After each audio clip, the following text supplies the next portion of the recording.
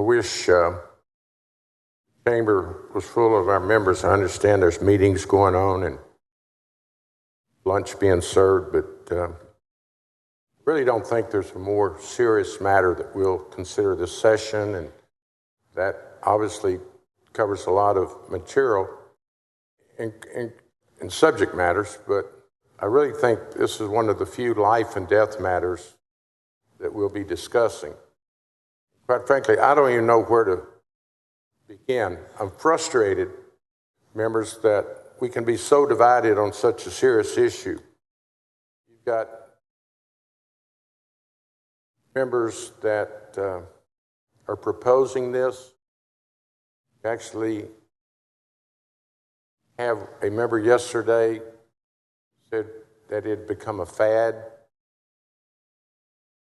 a transgender. And then you've got me and other colleagues that would stand here until our voices wore out, representing the transgender families. Let's clear up the idea that it's a fad. I think it's a very unfortunate statement.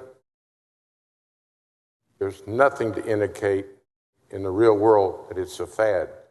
The families are not going shopping when they discover that their baby showing every indication of being transgender. But they love that child just like their children that are not transgender.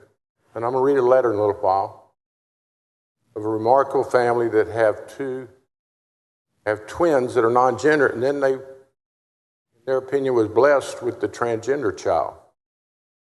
So that's not a fad in their world. That's a very serious matter, and they're God-fearing people. And just since yesterday, when I was kind of challenging the credentials of the sponsors, the American Medical Association has come out and opposed to it. Very interesting to me, we have 3 medical doctors on the Senate floor, but certainly I respect that organization. The Medical Association's reference that the governor of Arkansas vetoed very similar legislation, very conservative Republican governor, that said it just went too far to interfere with medical services for the people of Arkansas. And I think he referenced there were only 200 transgender families in all of Arkansas. So if you want to use that as an indicator, we may have 1,000 families in Texas that really just want to raise their family and be left alone. You know, in my career here, I've developed the sense that most of the proponents of a bill, the bill's not nearly as good as you claim it is. Likewise, the opposition to a bill, it's usually not as bad as they claim it is. But I can certainly say in this instance, I believe this bill is worse than the opponents are stating.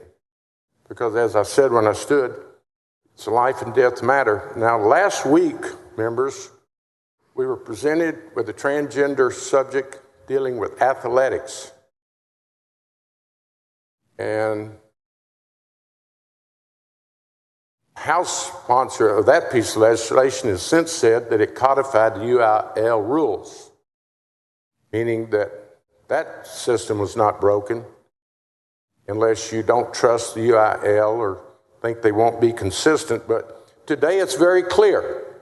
Let no one doubt that this is not about athletics and someone from Lubbock at the National Wrestling Championship for women, and that's an unfair competition. That's not the subject today. Today it's very clear that the proponents of this bill do not like the transgender families and what they're living through. Anyone denies that is just not being candid. The group that want to be left alone, the group are dealing with their personal issues with their medical advisors, their family unit, their friends. It's not a fad in their world. I've been to their memorial services, and I admitted at that memorial service that I was not clear with the experience of a transgender person.